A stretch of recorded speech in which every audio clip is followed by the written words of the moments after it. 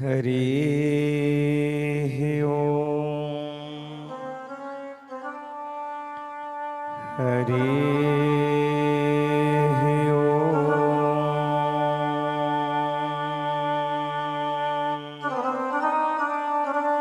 श्री गणेशाय नमः। श्री सरस्वत्यै नमः। माता रामो मत पिता रामचन्द्रः। स्वामी रामो मत सखा रामचन्द्रः। सर्वस्वं मे रामचन्द्रो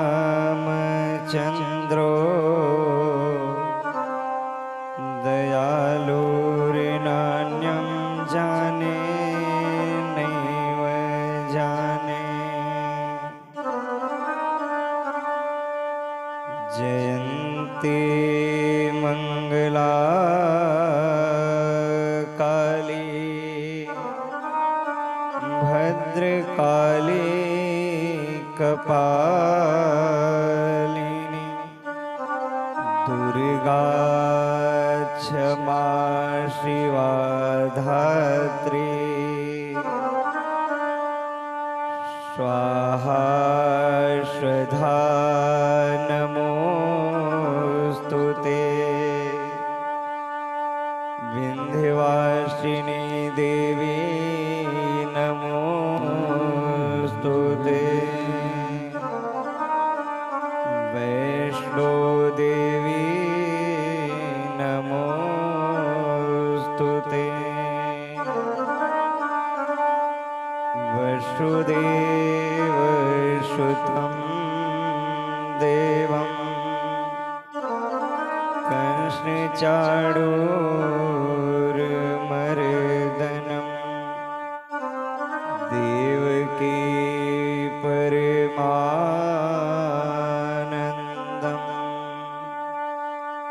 कृष्णं वन्दे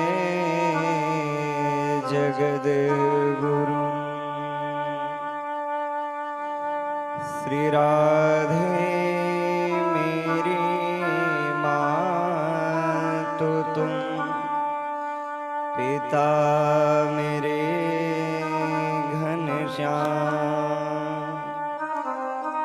इनके चरणन में करूं बारंबार प्रणाम। आइए हनुमंत विराजिए, कथा कहूँ कृपा अनुसार। हृदय में आई के आसन धरो, राम भक्त हनुमान।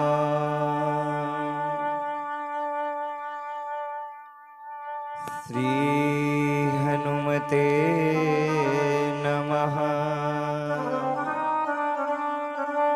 हे हनुमंत अनंत उदार, हमारी कहानी प्रभु को सुना दो।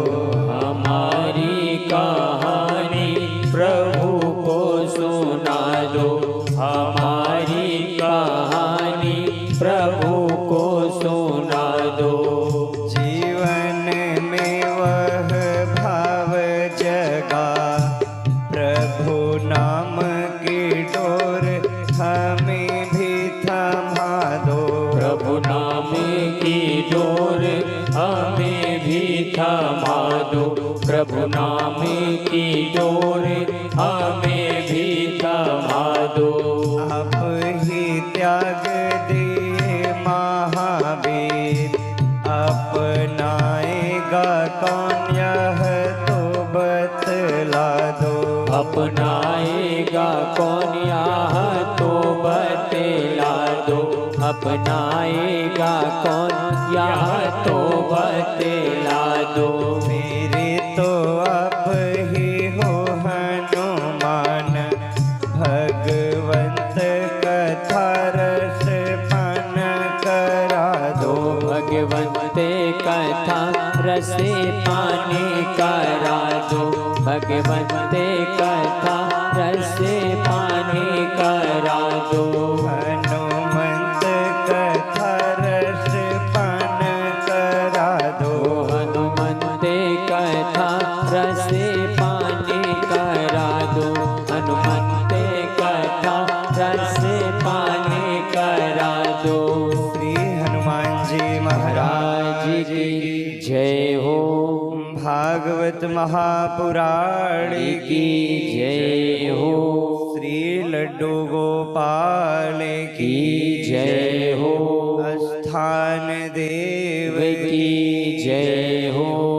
सद्गुरुदेव भगवान की जय हो। वैष्णो मातु की जय हो। जय जय श्री राधे। नमः पार्वती पतये हर हर महादेव।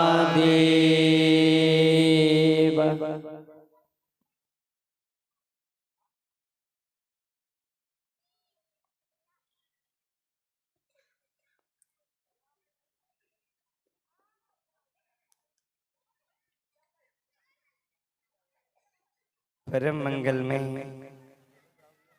परात्पर अखिलेश्वर अकारण करुणावरुणालय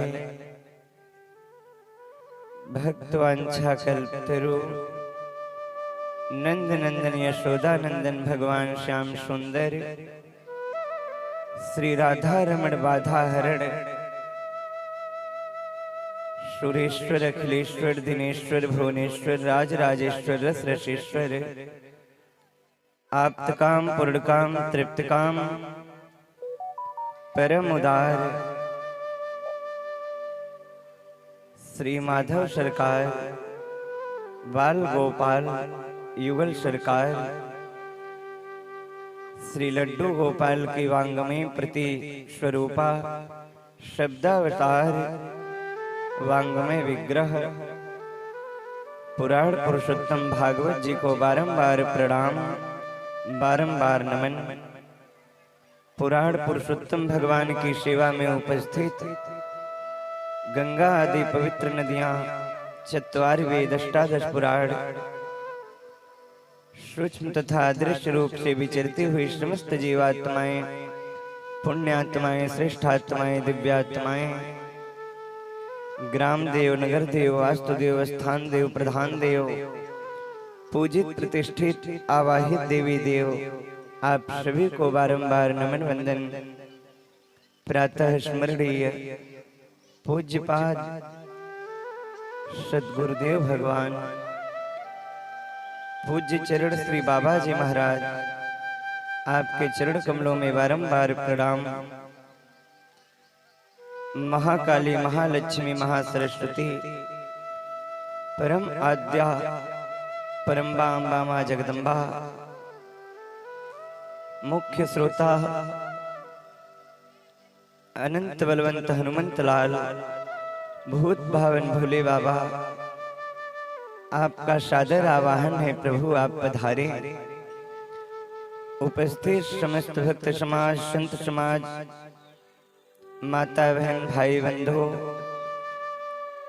समस्त श्रद्धालुगण आपके हृदय में विराजित भगवान श्री बाल गोपाल को सनातन धर्म के सर्वोच्च मंच व्यास आसन से दास अखिलेशानंद का बारंबार नमन वंदन। आप सभी को जय श्रीमन्नारायण जय श्री सीताराम जय श्री राधे श्याम। परम प्रभु बाल गोपाल सभी भक्तों पे कृपा करें। इस पावन सी कथा दिव्य सुंदर कथा, कलयुग के समस्त पापों का दमन करने वाली ये पावन सी कथा। आज इस कथा का 6ठम दिवस है। कथा में बाल गोपाल के सुंदर चरित्रों का वर्णन आज हम सभी बड़े आनंद से श्रवण लाभ प्राप्त करेंगे। जब प्रभु की कृपा होती है, ईश्वर की कृपा होती है, तभी जाकर के ऐसे सुंदर कार्य हुआ करते हैं। कहा गया है, मंगल मूर्ति मारुति नंदन, मंगल मूर्ति मारुति नंदन, मंगल मूर्ति मारुति नंदन, सकल मंगल मूल निकंदन, सकल मंगल मूल निकंदन, सकल मंगल मूल निकंदन, मंगल मूर्ति मारुति नंदन, मंगल मूर्ति मारुति नंदन, सकल मंगल मूल निकंदन। बोलो हनुमान जी महाराज की जय हो। श्री हनुमान जी का बड़े भाव के साथ आवाहन है। प्रभु हनुमान बाबा हम सभी के बीच उपस्थित हैं। हनुमंत लाल की कृपा ना हो तो कथा कहाँ से हो सकती है। प्रभु किसी ना किसी रूप में यहाँ आके विराजित हैं। उनकी पावन दिव्य सत्ता को हम बारंबार प्रणाम करते हैं। आप सभी शांत भाव से व्यासपीठ से मन को लगाएं। कल हम सभी ने बड़े आनंद से श्रवण किया। कल भगवान का प्राकट उत्सव मनाया गया। कल मेरे बाल गोपाल स्वयं बाल स्वरूप में यहाँ प्रकट हुए। कल बहुत आनंद आया। आनंद क्यों नहीं आएगा जब आनंद कंद स्वयं हमारे बीच कल प्रकट हो गए थे। प्रभु स्वयं यहाँ प्रकट हुए। हम सभी ने बड़े भाव से गोपाल जी का प्राकट उत्सव मनाए। आइए उसी आनंद में हम सभी प्रवेश करें। नंद घरा नंद भयो, जय कन्हैया लाल की। नंद घरा नंद भयो, जय कन्हैया लाल की। नंद घरा नंद भयो, जय कन्हैया लाल की। यशोदा के लाला भयो, जय कन्हैया लाल की। ब्रज में उजाला भयो, जय कन्हैया लाल की। नंद घरा नंद भयो, जय कन्हैया लाल की। पालकन को हाथी घोड़ा और तीनों काल की। पालकन को लड्डू पेड़ा और तीनों लापसी। नंद घरा नंद भयो, जय कन्हैया लाल की। नंद घरा नंद भयो, जय कन्हैया लाल की। जय कन्हैया लाल की। हाँ जय कन्हैया लाल की। मदन गोपाल की। हाँ मदन गोपाल की। नंद घरा नंद भयो, जय कन्हैया लाल की। नंद घरा नंद भयो, जय कन्हैया लाल की। बोलो नंद के लाला लाला की जय हो। कल परम प्रभु स्वयं प्रकट हुए। कल बहुत दिव्यानंद अनुभूति भई। अनुभूति क्यों नहीं हो जब स्वयं सरकार यहाँ प्रकट हुए। इस कलिकाल में भी परम प्रभु श्याम, परम प्रभु बाल कृष्ण लाल, उनकी शक्ति, उनकी भक्ति आज भी यहाँ विद्यमान है। प्रभु की भक्ति ना होती, ईश्वर में शक्ति ना होती तो दुनिया चल ही नहीं सकती। दुनिया चलाने वाले कौन हैं? समय से सूर्योदय हो रहा है। आप अपने घर में लाइट जलाते हो तो बिल देना पड़ता है ना, परंतु सूर्योदय हो रहा है, पूरी दुनिया को प्रकाशित किया जा रहा है। क्या कभी कोई आपने बिल दिया? क्या कभी कोई नोटिस आया? नहीं ना, क्योंकि भगवान की ये सत्ता है, मेरे प्रभु ही दुनिया को चलाते हैं। सूर्य भगवान को अगर भक्तजनों हम उन्हें कोई बिल तो नहीं दे रहे हैं, परंतु प्रातः काल बड़े भाव से हम उन्हें एक लोटा जल तो दे सकते हैं। अगर हम उन्हें जल देंगे तो हमें सूर्य की कृपा प्राप्त होगी। ज्योतिष शास्त्र में सूर्य को आत्मा कहा गया है। सूर्य को आत्मा का कारक कहा गया, सूर्य को पिता का कारक कहा गया। जिसके जन्म कुंडली में सूर्य खराब होते हैं फिर उसके जीवन में परम अशांति होती है। और जहां सूर्य मजबूत होते हैं वहां सारे ग्रह अगर खराब भी हो, सूर्य मजबूत हो कुंडली में तो भी काम चल जाता है। सूर्य को मजबूत करने का उपाय क्या है? प्रतिदिन भगवान सूर्य को जब आप जल देते हैं, उसमें रोली चंदन डाल लिया करें, लाल फूल डाल लिया करें। ओम घृणिम सूर्याय नमः या गायत्री मंत्र का जाप करके पुनः भगवान सूर्य को जल प्रतिदिन दिया जाए। सूर्य तो साक्षात देव हैं, तो सूर्य को प्रकाशित करने वाले मेरे परम प्रभु परब्रह्म परमात्मा हैं। चंद्रमा को शीतलता देने वाले भगवान हैं। इस दुनिया को चलाने वाले वही प्रभु हैं। दुनिया में जिसका कोई सहारा नहीं होता, उसके भी सहारा मेरे प्रभु होते हैं। कहा गया हारे के सहारे बाबा श्याम हैं। बोलो खाटू नरेश की जय हो। इस कलिकाल में स्वयं मेरे बाल कृष्णलाल खाटू नरेश के रूप में विराजित हैं। स्वयं बाबा श्याम इस कलिकाल में भगवान कृष्ण ही विराजित हैं। परम प्रभु को खाटू श्याम बनने की जरूरत कैसे पड़ गई? क्यों बन गए? जीतने वाले के तो सभी सहारे बनते हैं। इस दुनिया में हारने वाले का कौन सहारा होता है? तो हारे का सहारा बाबा श्याम। खाटू श्याम किस तरह से विराजित हुए, कथा बहुत सुंदर है, बहुत ध्यान से समझना। जिस समय महाभारत का युद्ध होने वाला था, उस समय भीम के पुत्र घटोत्कच का पुत्र जिसका नाम है बर्बरी, जो मौरवी का पुत्र है, मूर नामक दैत्य की कन्या का नाम है मौरवी। मौरवी और घटोत्कच का विवाह हुआ तो बर्बरीक उत्पन्न हुआ। बर्बरीक के गुरु ने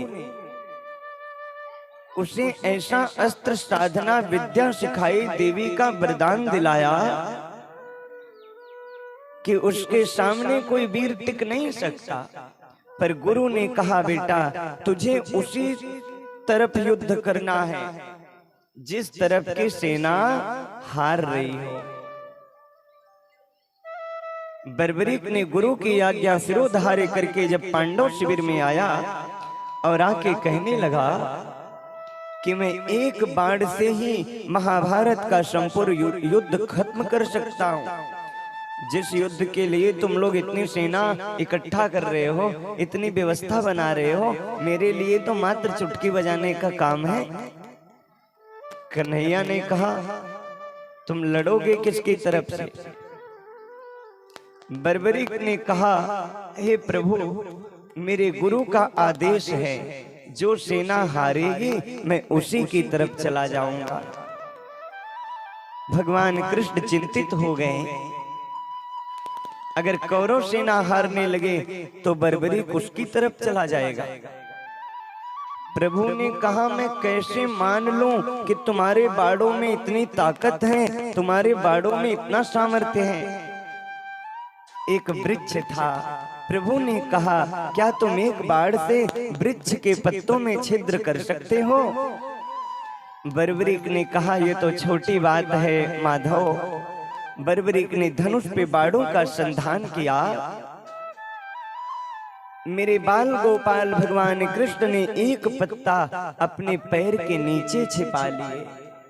बर्बरीक ने बाढ़ का संधान किया। बाढ़ जाके सारे पत्तों को विदीर्ण कर दिया और फिर वो बाढ़ धरती में प्रवेश करके धरती के नीचे से आकर के भगवान कृष्ण के चरण के नीचे छिपे हुए पत्ते को भी विदीर्ण कर दिया। प्रभु ने जब पैर हटा के देखा तो पत्ता वहां छिद्र मिला। प्रभु ने कहा, हे बर्बरीक, धन्य है तू, धन्य है तेरी माँ, कुलम पवित्रम जननी कृतार्थम, वसुंधरा पुण्यवती च धन्या। हे बर्बरीक, तेरे गुरुदेव धन्य हैं। आज मैं तुझसे कुछ मांगना चाहता हूं। बर्बरीक ने कहा, प्रभु मैं क्या दे सकता हूं? प्रभु ने कहा, बर्बरीक, अगर तुझे देना है तो तू अपने शीश का मुझे दान कर दे। उसी समय कृष्ण आज्ञा पा करके बर्बरीक शीश देने को तैयार तो हुआ, परंतु बर्बरीक कहने लगा, प्रभु मैं महाभारत युद्ध कर तो नहीं सकता, पर मैं देखना चाहता हूं। मैं देखना चाहता हूं कि इतना विशाल युद्ध किस तरह संपन्न होगा। प्रभु ने कहा, बर्बरीक, मैं तेरे सिर को अजर अमर कर दूंगा। तेरा शीश एक जगह स्थित कर दूंगा और वो सारी चीजों को देखता रहेगा। बर्बरीक ने स्वीकार किया।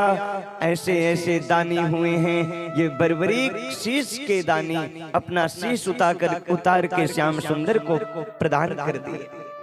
श्याम सुंदर ने बर्बरीक के शीश को ले जाकर के युद्ध भूमि के निकट रख दिए। युद्ध चलता रहा, बर्बरीक देखते रहे। युद्ध के अंत में जब सारे देवताओं को,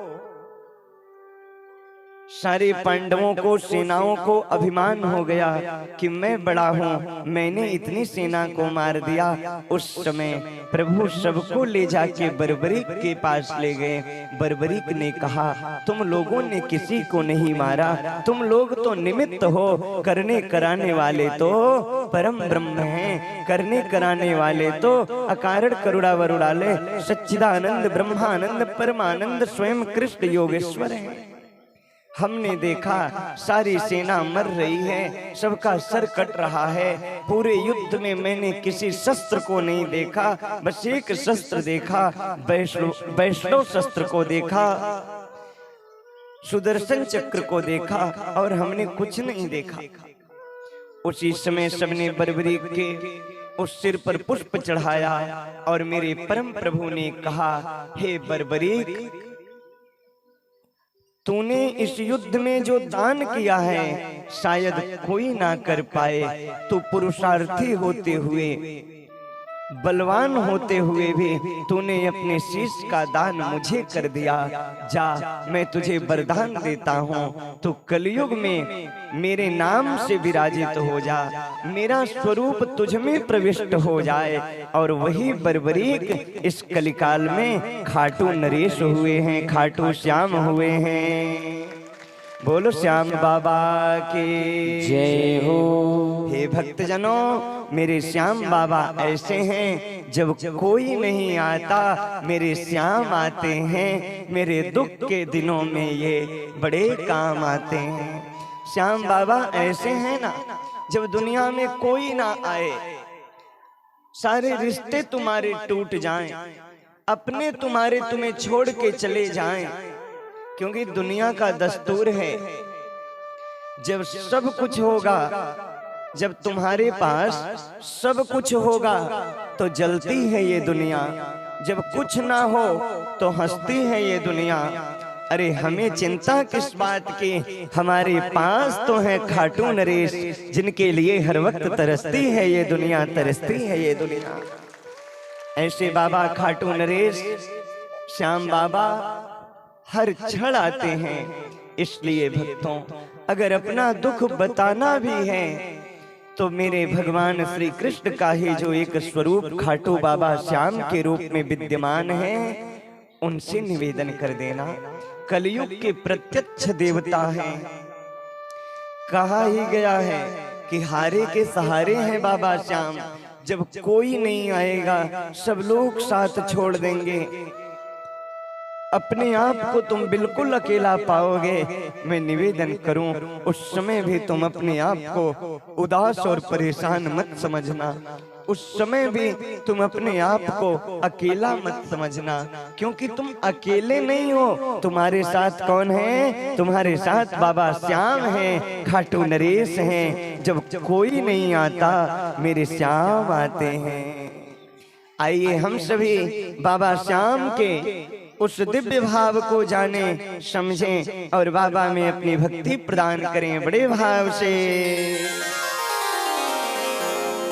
जब कोई नहीं आता, मेरे श्याम आते हैं। जब कोई नहीं आता, मेरे श्याम आते हैं। मेरे दुख के दिनों में वो बड़े काम आते हैं। मेरे दुख के दिनों में वो बड़े काम आते हैं।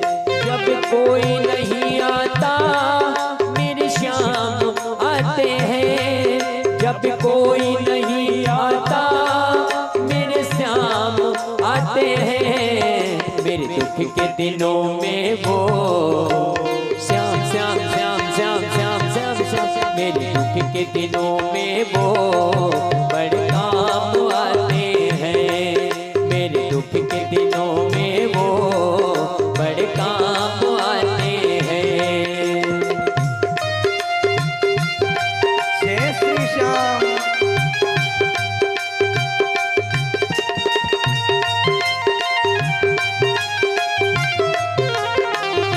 बोलो श्याम बाबा की जय हो।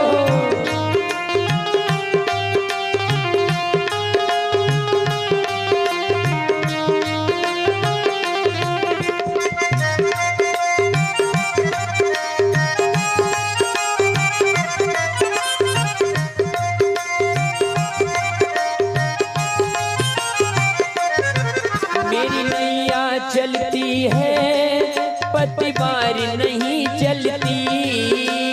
नैया चलती है, पतवार नहीं चलती। मेरी नैया चलती है, पतवार नहीं होती। मेरी नैया चलती है, पतवार नहीं होती। किसी और की अब मुझको दरकार नहीं होती। किसी और की अब मुझको दरकार नहीं होती। मैं डरता नहीं जग से, श्याम श्याम श्याम श्याम श्याम।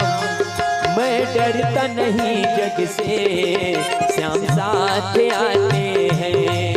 मैं डरता नहीं जग से, श्याम साथ आते हैं। मेरे दुख के दिनों में वो बड़े काम आते हैं। मेरे दुख के दिनों में वो बड़े काम आते हैं। जय श्री श्याम। श्री राधे।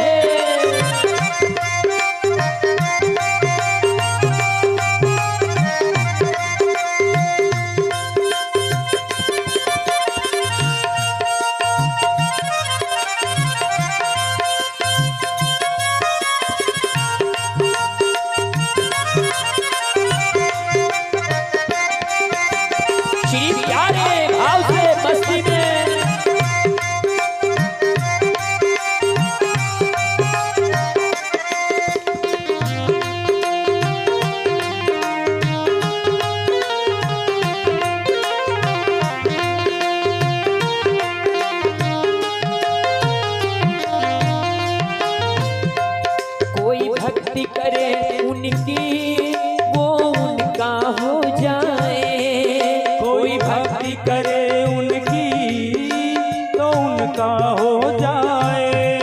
कोई भक्ति करे उनकी वो उनका हो जाए। कोई भक्ति करे उनकी तो उनका हो जाए। कोई याद करे उनको दुख हल्का हो जाए। कोई याद करे उनको दुख हल्का हो जाए। ये बुन बोले सब कुछ श्याम श्याम श्याम श्याम श्याम श्याम श्याम। ये बिन बोले सब कुछ पहचान जाते हैं।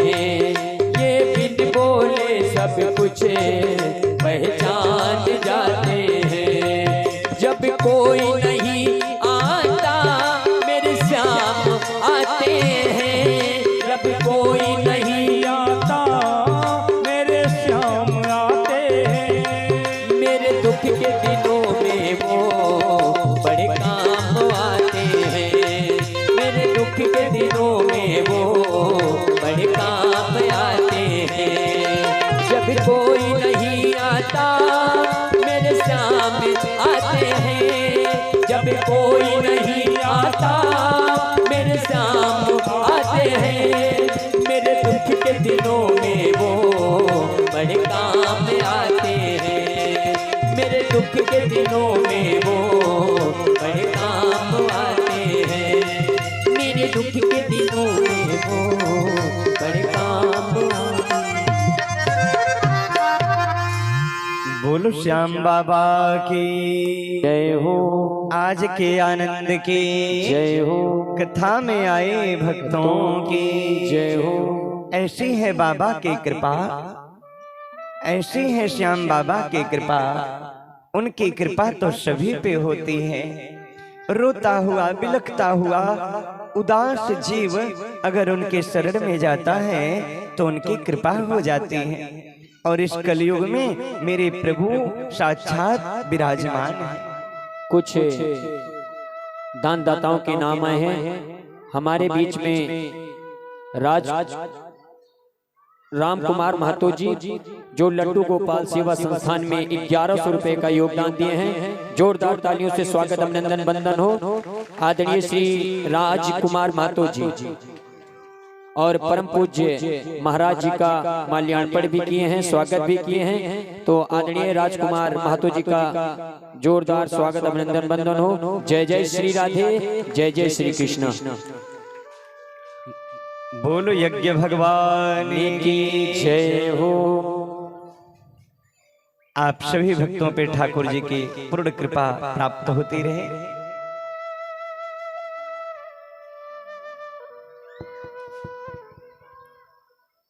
परम प्रभु की अद्भुत कृपा सभी पे बनी रहे।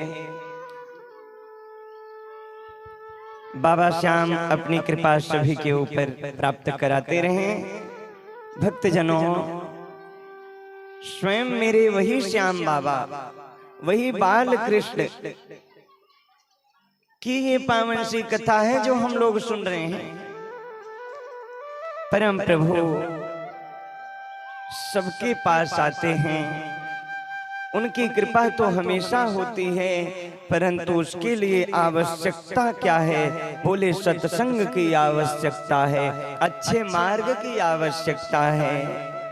सुमार्ग पे चलोगे, प्रभु को याद करोगे तो याद आएगी उनको कभी ना कभी। कृष्ण दर्शन तो देंगे कभी ना कभी। अपने मन को सुमार्ग पे लगाते चलो, कृष्ण गोविंद गोपाल गाते चलो। दो मार्ग हैं, एक कुमार्ग एक सुमार्ग। कुमार्ग पे चलोगे आपका चरित्र दूषित होगा, जीवन बर्बाद होगा। सुमार्ग पे चलोगे तो प्रभु की कृपा होगी, चरित्र सुंदर होगा, जीवन आबाद होगा। मार्ग तय हमें करना है कि हम कौन सा मार्ग चुनते हैं। दो गिलास में, एक गिलास में मदिरा भरी हो, एक गिलास में दूध भरा हो, तुम पीना क्या चाहते हो? दूध पियोगे तो स्वास्थ्य के लिए लाभदायक है, मदिरा पियोगे तो हानिकारक है। ये डिसाइड हमें करना है कि हम करें तो करें, क्या करें। हम सत्य को जाने या असत्य के मार्ग पर चलें। जीवन में हमेशा अपने अंदर की बुराइयों को देखा करिए। 3 चीज अगर व्यक्ति समझ ले तो उसका जीवन बड़ा सुंदर हो जाता है, समीक्षा, प्रतीक्षा और परीक्षा। पर आज यही 3 चीज व्यक्ति नहीं समझ पाता है, समीक्षा, प्रतीक्षा और परीक्षा। परीक्षा हम आज परमात्मा की लेते हैं, प्रतीक्षा हम अपनी कराते हैं और समीक्षा हम दूसरों की करते हैं। यही मानव के दुखी होने का कारण है। जब तक तुम परीक्षा प्रभु की लेते रहोगे, क्या आप परीक्षा ले सकते हैं? क्या हमारे अंदर इतनी योग्यता हो गई कि हम उसकी परीक्षा ले लें जिसने सारी दुनिया को बनाया, जो 14 भुवन का पति है? फिर आज लोग ईश्वर की परीक्षा लेने लगे हैं। परीक्षा भगवान की नहीं होती है, समीक्षा सदैव जीवन में भक्तजनों दूसरों की नहीं अपनी करिए। समीक्षा अपनी करिए, परीक्षा दूसरों की लीजिए, दुनिया वालों की परीक्षा लीजिए, और प्रतीक्षा भगवान की। उनकी प्रतीक्षा होनी चाहिए कि हे प्रभु, मैं इतने दिनों से आपकी कथा में बैठा हूँ, मैं इतने दिनों से माला जप करता हूँ, इतना भजन पाठ करता हूँ, अब तक क्यों नहीं कृपा करने आए मोहन? अगर ये बात सत्य है कि तुम द्रौपदी की साड़ी बढ़ाने आ गए, ये बात सच है कि तुम गजेंद्र का उद्धार करने आ गए, तो हमारे लिए तुम दूर क्यों हो? हमसे क्या भूल हो गई सरकार कि हमारे लिए तुम इतने दूर हो गए? उनकी प्रतीक्षा करिए, परीक्षा लीजिए, दूसरों की समझिए, पर समीक्षा हमेशा अपनी करिए। क्या आपके अंदर कोई बुराई तो नहीं जा रही है? क्या आपके अंदर कोई अवगुण तो अपना धीरे धीरे स्थान नहीं बना ले रहा है?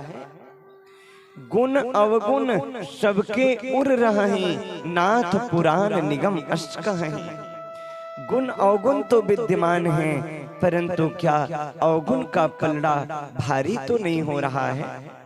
क्या हमारा गुण कमजोर तो नहीं हो रहा है? जीवन में राम और रावण की लड़ाई चलती है, पुण्य और पाप की लड़ाई चलती है। कभी पुण्य विजय होता है तो अच्छे काम करा देता है, अच्छी जगह ले जाके बैठा देता है। आज आप यहाँ बैठे हो तो ये आपके सत्कर्मों की विजय हो रही है, जो आप आके कथा में बैठे हो। कितनी देर बैठे महाराज? बोले जितना समय हो उतना बैठो। कोई ये नहीं है कि जब तक कथा हो रही है तभी तक बैठो, नहीं, जितना आपका मन करे, जब तक आपके पास समय हो, परंतु बैठिए जरूर। एक घड़ी बैठ जाइए, समय नहीं है महाराज, बहुत दूर जाना है, ठंडी का समय है, अच्छा आधी घड़ी बैठ जाइए,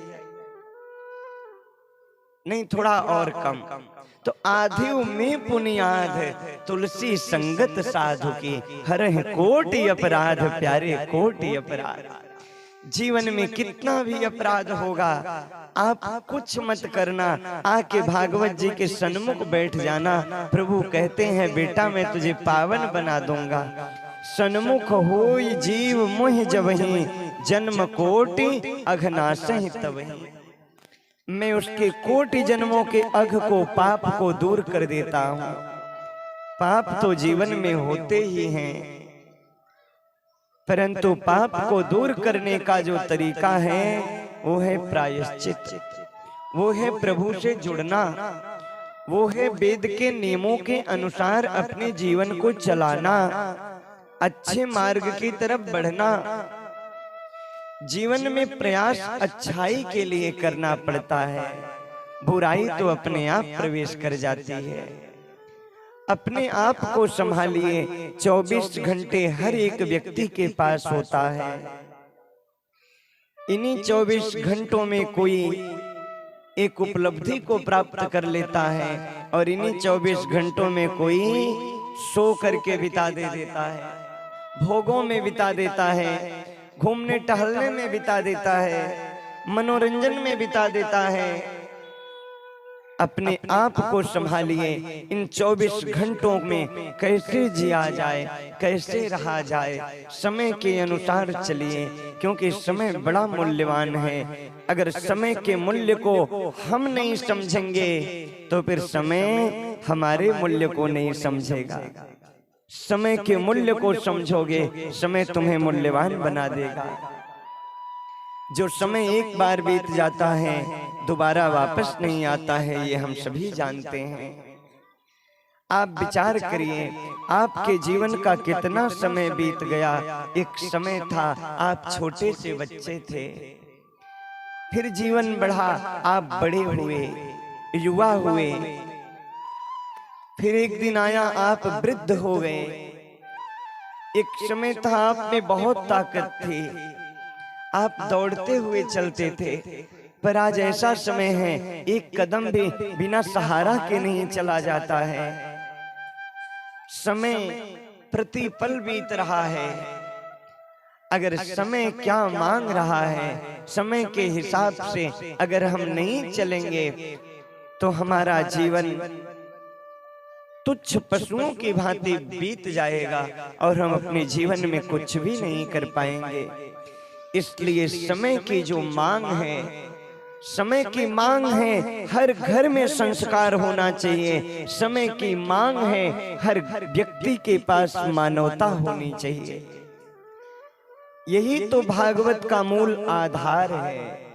जब मेरे परम प्रभु जाने लगे कृष्ण इस धराधाम से लीला संवरण करके, उद्धव प्रभु के पास आए। हे प्रभु, जब एक रावण था तो आप रामा अवतार लेके आ गए, जब एक कंस था तो आप कृष्णा अवतार लेके आ गए, जब हिरण्यकश्यपु था आप नरसिंह अवतार लेके आ गए, जब हिरण्याक्ष था तो आप वाराह अवतार लेके आ गए। जब जब कोई आसुरी प्रवृत्ति अधर्म को बढ़ाने का काम की है, भय और पाप का माहौल बनाने का काम की हैं, उस समय प्रभु आप आए। कलयुग में तो बहुत से भय व्याप्त होंगे, बहुत अनाचार होंगे, बहुत दुराचार होंगे। कलयुग में तो आपकी आवश्यकता है प्रभु।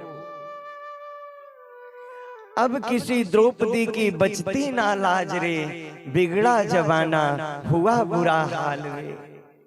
हे प्रभु, कलयुग में तो आपकी नितांत आवश्यकता है, आप क्यों नहीं आ रहे हो? अरे त्रेता में तो एक रावण था, पर कलयुग में हजारों रावण हैं। त्रेता वाले रावण के पास 10 सिर था, दिखाई देता था, पर कलयुग वाले रावण के पास सैकड़ों शीश हैं, पर दिखाई भी नहीं देते। अगर देखा जाए तो त्रेता युग का रावण भी आज के रावण के सामने वो रावण भी महात्मा नजर आता है। वो रावण तो सीता का हरण किया, पर ले जाकर अशोक वाटिका में बैठाया। बिना इच्छा के स्पर्श तक नहीं किया है सीता को, रावण ऐसा महात्मा था।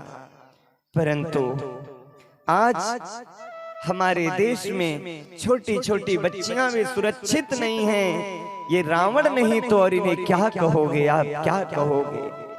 कितने रावण हैं, कितनी पूतना, शूर्पणखा, ताड़का, न जाने कितनी हैं।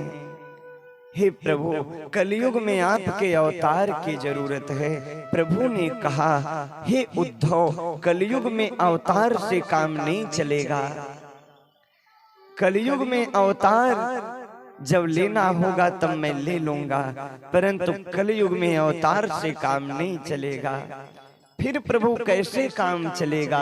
प्रभु ने कहा, कलयुग में अवतार की जरूरत नहीं है, कलयुग में तो संस्कार की जरूरत है, संस्कार की जरूरत है। उसी समय प्रभु के अंदर से तेज पुंज प्रकट हुआ, वो आके भागवत जी में विराजमान हो गया। प्रभु ने कह दिया कि जगह जगह भागवत का आयोजन होगा, लोग भागवत को सुनेंगे, उनके अंदर संस्कार स्थापित होगा, वो ये समझेंगे कि चरित्र की महत्वता क्या है, अच्छाई कैसे आती है, बुराई कैसे जाती है, योग की तरफ व्यक्ति कैसे लगता है, भोग से आसक्ति कैसे छूटती है। ये सारे संस्कार तब आएंगे जब आप सत्संग में आएंगे। सत्संग की बातों को जब हम कान से सुनते हैं तो 3 रास्ते हैं अंदर जाने पे। एक, इस कान से सुनते हैं तो दूसरे कान से स्टेट ड्राइव हो जाता है, बाहर निकल जाता है। आज हमने जो सुना वो कल याद नहीं रहेगा। क्यों? क्योंकि बाहर निकल गया, ऐसी स्थिति है। एक, इस कान से कथा गई और तुरंत जाकर के दिमाग में बैठ गई, ऐसा कैसे हो सकता है, ये क्या हो रहा है, ऐसा तो लिखा ही नहीं है। और एक और उपाय है, कथा कानों से जाती है तो व्यक्ति के स्वभाव में उतर जाती है, व्यक्ति के विचार में उतर जाती है, उसके व्यवहार में उतर जाती है, उसके चरित्र, उसके आचरण में उतर जाती है। अब आप विचार कर लीजिए कि आप इन तीनों में से कौन से श्रेणी के श्रोता हैं? कौन ऐसा है जिसे कल की कथा याद है? यहाँ कौन ऐसा बैठा है जो कथा सुनने के बाद गया हो तो अपने घर पे अपने घर वालों को भी सुनाया हो, अपने बच्चों को, आप अपने पति को, आप अपनी पत्नी को, अपने घर के लोगों को सुनाए हों? कौन यहाँ ऐसा है जो इस कथा को जाके अपने घर पे चर्चा किया? वो हाथ उठाए।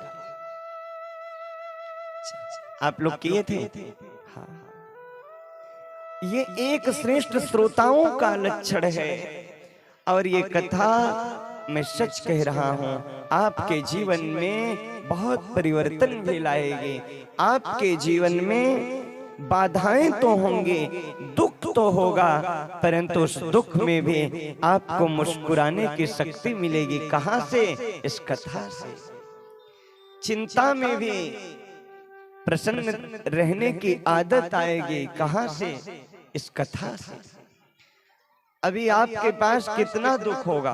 बहुत छोटा सा होगा। ऐसा कौन है संसार में जो कह देगा कि मैं सुखी हूं? कोई ना कोई तो दुख अवश्य होगा।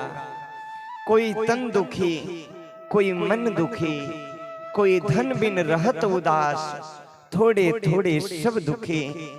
सुखी कौन है? सुखी कृष्ण के दास। जो मेरे गोविंद का हो गया वो सुखी हो गया। पर व्यक्ति अपने दुख में इतना दुखी है कि उसे लगता है सामने वाला बड़ा सुखी होगा। क्यों? क्योंकि इसके पास बहुत पैसा है, बहुत धन है, बहुत नाम इज्जत शोहरत प्रतिष्ठा है। क्या सुखी होगा? जाके उससे पूछना, भैया क्या तुम सुखी हो? तब वो बताएगा कि मैं कितना बड़ा सुखी हूँ। दुख संसार में सबके पास है। कोई छोटा है, उसके पास छोटा दुख है। कोई बड़ा है तो उसके पास बहुत बड़ा वाला दुख है। दुख हर जगह है। एक बार एक कौआ था। कौआ के पास एक महात्मा आए। महात्मा ने कौआ से कहा, कौआ क्या तू अपने जीवन में सुखी है? कौआ बोला, मैं बहुत दुखी हूँ। महात्मा बोले, कौआ अगर तुझे दूसरा जन्म लेने को कहा जाए तो तू क्या बनना चाहेगा? कौआ बोला मैं दूसरे जन्म में बनूंगा हंस। अब महाराज हंस के पास महात्मा गए, हंस क्या तो सुखी है? हंस ने कहा मैं बहुत दुखी हूँ, लोग मुझे पकड़ लेते हैं, पिंजड़े में बंद कर देते हैं। बोले अगर तुझे बनने को कहा जाए तो तू क्या बनेगा? वो कहा मैं बनूंगा मिट्ठू, तोता। तोता के पास गए, कहने लगे ये बता अगर तू सुखी है? बोला मैं बहुत दुखी हूँ, लोग मुझे पकड़ते हैं, मेरी आजादी को कैद कर लेते हैं, स्वतंत्रता छीन लेते हैं। बोले अगर तुझे बनने को कहा जाए तो तू क्या बनेगा? वो कहा मैं बनूंगा मोर। मोर बनूंगा, मेघ गर्जना करेंगे, खूब नाचूंगा, खूब आनंद लूंगा। महात्मा मोर के पास पहुंचे, अरे भाई मोर क्या तो सुखी है? मोर ने कहा काहे को सुखी, जीते जी पकड़ के लोग मेरा पंख निकाल लेते हैं, मैं कैसे सुखी रहूंगा?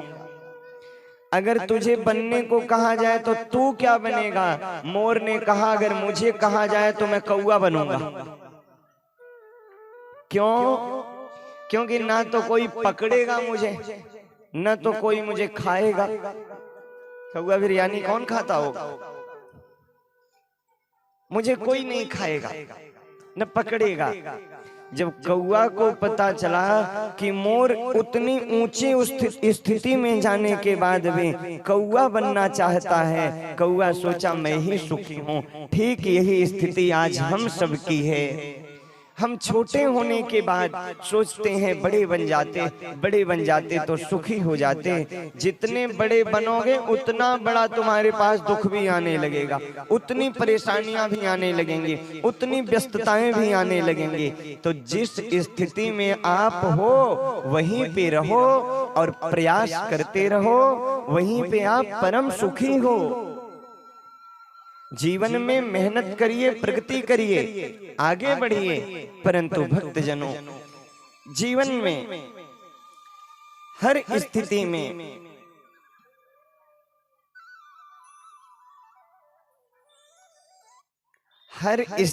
में परम प्रभु के ऊपर पूर्ण रूप से विश्वास करिए और ठाकुर की सत्ता को मानिए और जीवन में मुस्कुराते रहिए। क्योंकि जब आप रोते हो तो आप कैसे लगते हो? कच्चे लगते हो। जब तुम उदास रहते हो तब तुम कच्चे लगते हो, जब तुम रोते हो तब तुम बच्चे लगते हो, जब तुम मुस्कुराते हो तब तुम अच्छे लगते हो। और जीवन में जब तुम किसी रोते हुए व्यक्ति को भी हंसा देते हो तो तुम एकदम सच्चे लगते हो। भक्तजनों सच्चे लगते हो। जीवन में परिस्थिति कैसी भी हो पर अपनी मुस्कान को मत जाने दीजिए, अपनी मुस्कुराहट को मत जाने दीजिए। मुस्कुरा कर गम के रस को पीने जिसको आ गया, सच कहो संसार में जीने उसको आ गया। वही जीवन जीने का सलीका समझ गया, जीवन जीने का तरीका समझ गया। हमारे बाहर अंदर सकारात्मक नकारात्मक ऊर्जाएं भ्रमण कर रही हैं। हमारी सोच बताती है क्या आप नकारात्मक में जी रहे हो? रत्ती मात्र अगर नकारात्मक ऊर्जा स्पर्श करे तुरंत लड्डू गोपाल के सन्मुख जाओ, प्रभु के सन्मुख जाओ, उनके नाम का जप करने लगो, महामंत्र जपने लगो, बड़ी कृपा हो जाएगी। हमेशा सकारात्मक भाव बना रहेगा। बोलो नंद के लाला की जय हो। जो नंदलाल से प्रीति करते हैं, जो यशोदा के लाल से प्रेम करते हैं, उनके जीवन में सदैव आनंद ही आनंद रहता है। जीवन का वो परम श्रेय, जीवन का वो परम आनंद, जीवन का वो परम लाभ तब आता है जब हम सभी प्रभु के दर्शन में संलग्न हो जाएं। तो कल की कथा में जैसे बाल कृष्ण का प्राकट्य हुआ, पूरा आनंद उत्सव मनाया गया। जब हम लोग यहाँ इतना आनंद लिए तो विचार करिए वहां कितना आनंद आया होगा जहां उत्सव मनाया जा रहा था। तो हम अपने मन को वहां लेके चलें। उत्सव कहाँ मनाया गया? गोकुल में। नंद भवन में उत्सव कैसे हुआ, तो कल की कथा में हम सभी ने श्रवण किया कि नंद बाबा के वहां जब छोरा को जन्म भयो तो नंद बाबा महामना हो गए, प्रसन्न हो गए। नंदस्य त्वात्मज उत्पन्ना जाता ल्हादो महामना आहूय विप्राण वेदज्ञान स्नातः शुचिरलंकृतः।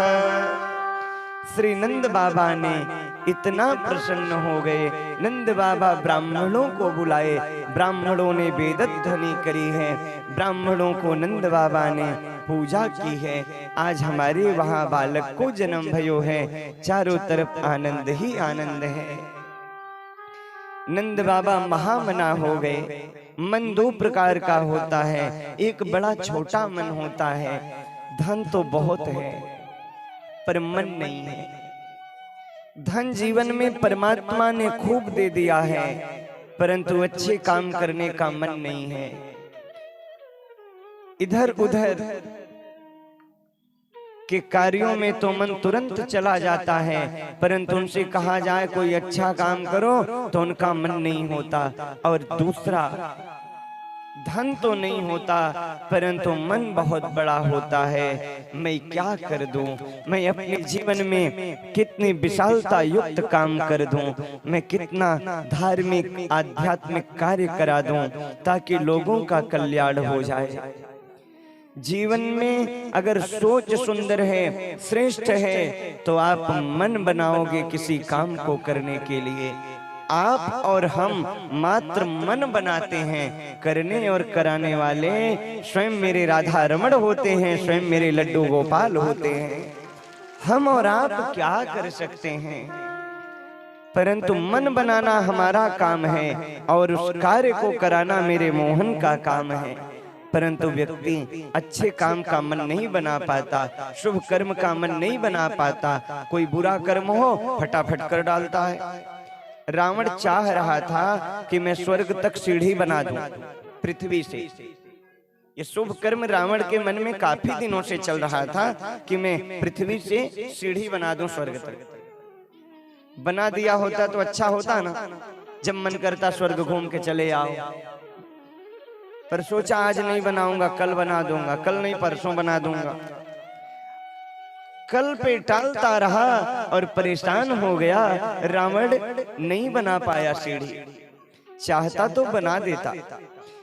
रावण की इतनी चलती थी उस समय, रावण के वहां ब्रह्मा आते उसे वेद पढ़ाने, वरुण आते उसके वहां पानी भरने, कुबेर उसके इशारे पे चलते। रावण चाहता तो कर सकता था, परंतु आज पे कल पे टालता रहा और नहीं कर पाया। अचानक उसके मन में भाव आया सीता हरण कर लो, और सीता हरण कर लिया। अच्छाई मन में आई पर दब गई, पर बुराई जैसे आई उजागर हो गई और बुरा काम कर बैठा। और बुराई का बुरा अंजाम होता है जमाने में, कहीं खुद मत जल जाना, दूसरों का घर जला दी। रावण ने बुरा किया, अशुभ कार्य कर डाला, तो रावण को मरना पड़ा। 1 लख पूत 1.25 लाख नाती, ता रावण घर दिया न बाती। कहने का अभिप्राय बड़ा सुंदर है भक्तजनों कि शुभ कर्म में देर नहीं अच्छी, यह मत बुद्धि जनों का है। अशुभ टले उतना टालो, उसका टलना ही अच्छा है। जीवन में शुभ काम महामना होकर के करना चाहिए। आज नंद बाबा ऐसे महामना हुए, विशाल मन वाले हो गए कि नंदस तो आत्मज उत्पन्ना, उनके आत्मज उत्पन्न हुआ है। तो नंद बाबा ने लुटा दिया। क्या लुटा दिया? नंद जो कछु इतनो दियो, घनश्याम कुबेरों की मति गौरी। आज घनश्याम, आज कुबेर सोचने लगे नंद बाबा कहां से दे रहे हैं। परंतु कुबेर को ये नहीं पता कि जिस स्थान पे लक्ष्मी नाथ आ जाएं, उस स्थान को लक्ष्मी जी कभी छोड़ के जा नहीं सकती हैं। नंद बाबा बहुत आनंदित हैं क्योंकि पुत्र की प्राप्ति हुई है। जीवन में अगर कोई चीज व्यक्ति को इंतजार करने से मिलता है तो व्यक्ति उसके महत्व को समझता है। और आपको कोई चीज तुरंत मिल जाए तो आप उसके महत्व को नहीं समझोगे। जब जीवन में खुद संग्रह करके अपने जीवन में कुछ बनाओगे तब उस चीज की महत्वता को आप समझोगे। और किसी ने अगर आपको सब कुछ बना के दे दिया तो महत्व समझ पाओगे। स्वयं भोजन बना के करो तो नमक भी तेज हो जाएगा तो किसी से कहोगे नहीं, उसे खा लोगे। क्यों? क्योंकि उसे तुमने बनाया है। और पत्नी अगर बना के ले जाए और नमक तेज हो जाए तो फिर गुस्सा करने लगोगे। जीवन में जब व्यक्ति कोई भी कार्य अपने आप करता है तब उसके महत्व को समझता है, और कोई चीज आसानी से मिल जाए उसके महत्व को नहीं समझ पाता है। आज नंद बाबा बहुत प्रतीक्षारत रहने के बाद, इंतजार करने के बाद उन्हें बालक का जन्म हुआ है। जब नंद बाबा के वहां बालक को जन्म भयो और जैसे गोपियों ने सुना कि नंद बाबा के वहां तो उत्सव हो रहा है, समस्त गोपियां दौड़ी हुई आईं और गोपियों ने नंद बाबा को बड़े आनंद से उस उत्सव में शरीक होकर के बधाइयां दी। श्रीमद् भागवत जी की पावन सी गाथा में वर्णन आता है 80 वर्ष की 90 वर्ष की बुढ़िया मैया भी 16 श्रृंगार करके उस नंद उत्सव में पहुंच गई। पर जब वो बुढ़िया मैया श्रृंगार की तो उनके श्रृंगार में नेक हो गई गड़बड़ी। गड़बड़ी क्या हो गई? आंख पे लगाने वाली चीज ओंठ पे लग गई और ओंठ में लगाने वाली चीज आंख पे लग गई। ऊट पटांग श्रृंगार करके चली गई। किसी ने कहा, अरे ओ मैया तेरो श्रृंगार बड़ो गड़बड़ है। बोले श्रृंगार? अरे कृष्ण के पास जाने के लिए किसी श्रृंगार की जरूरत नहीं पड़ती है। कृष्ण के पास जाने के लिए तो श्रृंगार की जरूरत नहीं, कृष्ण के पास जाने के लिए तो संस्कार की जरूरत पड़ती है। संस्कार की, संस्कार सुंदर हो, संस्कार सुंदर होगा तो हम कृष्ण तक पहुंच जाएंगे। जीवन में संगति अच्छे लोगों के करिए, संगत कर अच्छे लोगों के। जब अच्छे लोगों की संगति होगी तो आपके अंदर सुंदर संस्कार भी आ जाएंगे। आज समस्त गोपियां भगवान कृष्ण की सानिध्यता प्राप्त करने के लिए नंद भवन में पहुंचे। नंद भवन में आनंद उत्सव मनाया जा रहा था। उसी समय कंस के द्वारा प्रेषित की गई एक राक्षसी आई जिसका नाम था पूतना। कंसेन प्रहिता घोरा पूतना बाल घातिनी। पूतना कौन है? जो अपवित्र है, जो अविद्या है। पूतना जो दूसरे के पुत्रों के प्रति सुंदर भाव ना रखे, वही तो पूतना है। जो दूसरे के बच्चों को मारना चाहे, वही तो पूतना है। पूतना ने 10 दिन के जितने बच्चे जन्म लिए थे सबको मारने का बीड़ा उठा लिया कि मैं किसी को रहने नहीं दूंगी, और सबको तो मार दी। पर जब नंद भवन में पहुंचे, सुंदर श्रृंगार करके पहुंचे, नंदलाल आज पालने में सोए थे। पूतना पालने के पास जाके रोने लगी। यशोदा को लगता है ये मेरे लाला को गोदी में लेना चाहती है, पर मुझसे कह नहीं पा रही है। तो यशोदा ने अपने कन्हैया को उठाया और पूतना की गोद में दे दी।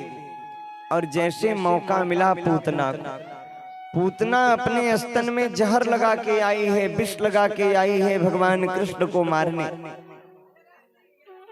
पूतना पूर्व जन्म की रत्नमाला थी। और पूतना पूर्व जन्म की रत्नमाला दैत्यराज बलि की कन्या जब वामन प्रभु का अवतार हुआ तो पूतना वामन को देखे वामन बड़े सुंदर लगे। मन में आया ये मेरा स्तनपान करता, मेरा बेटा बनता। थोड़ी देर में लीला गड़बड़ हो गई, वामन प्रभु बहुत बड़े हो गए। रत्नमाला ने कहा अगर मेरा बेटा होता तो मैं स्तन में जहर लगा के पिला देती, मर जाता। प्रभु ने कहा चाहे दूध पिला देना, चाहे जहर पिला देना, जो पिलाएगी मुझे सब स्वीकार है। वही पूतना आज जैसे परम प्रभु को गोद में लेती है और अपना स्तन जैसे गोपाल जी के मुखाम्भोज में प्रदान करती हैं, मेरे परम प्रभु पूतना के स्तन का पान करने लगे। स्वयं बाल कृष्णलाल श्याम सुंदर सरकार उसके जन्म जन्म के दुष्प्रभाव को पी गए, दुष्स्वभाव को पी गए। और जब मेरे गोपाल मेरे कृष्ण पूतना के प्राणों को